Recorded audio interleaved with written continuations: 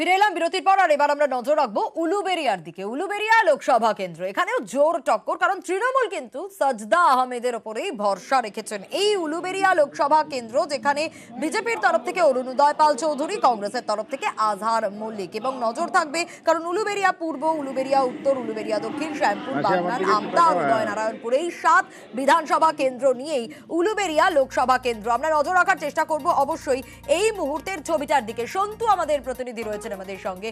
সন্তু, উলুবেড়িয়ায় জোর টক্কর তা বলার অপেক্ষা রাখে না, কারণ তৃণমূল সাজদা আহমেদ এই ভরসা রেখেছেন, এবং এই মুহূর্তের ছবিটা জানতে চাইবো। নিশ্চয়ই মানুষের লম্বা লাইন ইতিমধ্যেই চোখে পড়ছে।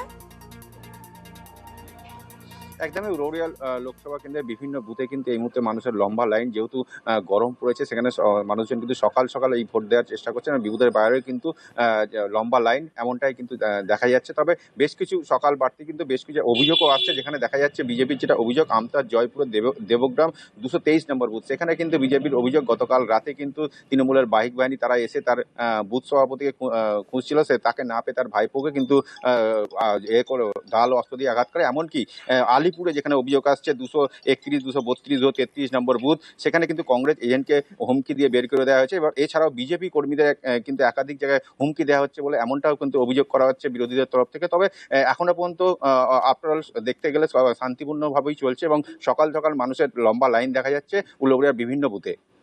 বেশ সন্তু।